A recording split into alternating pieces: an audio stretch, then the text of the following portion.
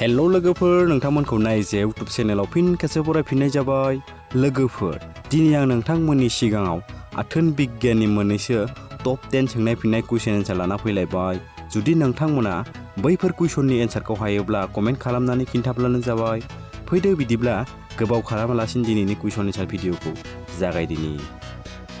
लोगोफोर, कुइसन नाम्बार 1 आव दं, आथोन गेलेबाय थानाय समाव हिन्जावफोरा मानि थाखाय गोजोननाय मोनो?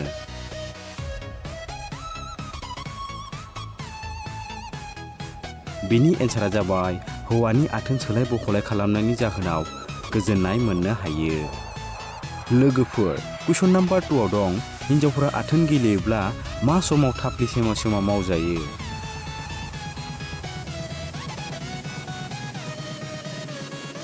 बिनि एन्सारा जाबाय जेब्ला बिनि आथोननि रोसिया गनो नागिरनाय समाव बिसोरो थाफ्लि सेमा सेमा मावजायो। कुइसन नाम्बार 3 आव दं, माबादि पजिशनाव आथोन गेलेयोब्ला आथोन गेलेनाय समाव आथोना देरसिन जायो?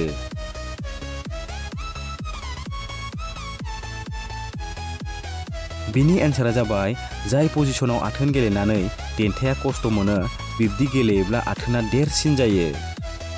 लोगोफोर, कुइसन नाम्बार 4 आव दं, माबादि हिन्जावनि आथोना नारें खमला महरनि बायदि जायो?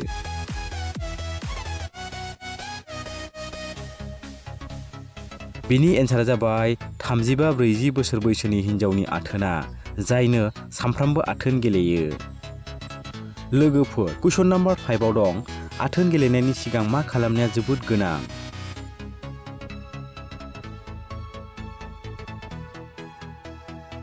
बिनि एन्सारा जाबाय हायोब्ला हिन्जावनि आथोनाव आसि सोनानै गुरै खालामना लाग्रोनांगौ, बिदियाव हौवानि आथोना खस्थ' मोना।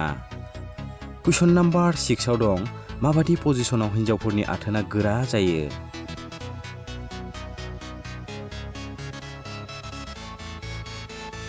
बिनि एन्सारा जाबाय हिन्जावनि आथिं थोंनैखौबो खेबसेनो दैखांनानै गोरा आथोननि मजा लानो हायो। लोगोफोर, कुइसन नाम्बार 7 आव दं, गोसो गैयाब्लाबो मा खालामब्ला हिन्जावफोरा आथोन गेलेनो राजि जायो?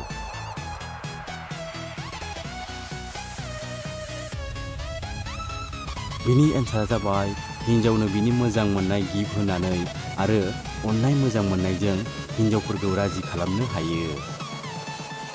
कुइसन नाम्बार 8 आव दं, लाइमोन सिख्लानि आथोना माबायदि जायो?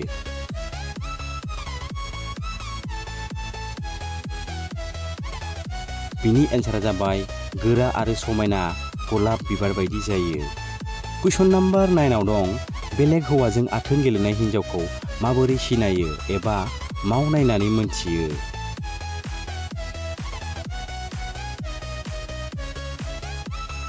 बिनि एन्सारा जाबाय गावनि हौवानि फारसे अननाय गैया जायो, गावनि सोलेरखौ दांनो बादा होनाय, आथोन गेलेनो राजि जायि, जेब्लायबो गोरा राव बाहायनाय, अराय सम मबाइलाव बेस्थ' थानाय, बेफोरो जुदि गासैबो नोंथांनि बिसिजों जादोंब्ला बियो मालायनो फाथिना होगासिनो, नोंथाङा बिखौ आन्दाज खालामनाया गोनां। लोगोफोर, कुइसन नाम्बार 10 आव दं, लाइमोन सेंग्राफ्रा माबायदि दाखयो?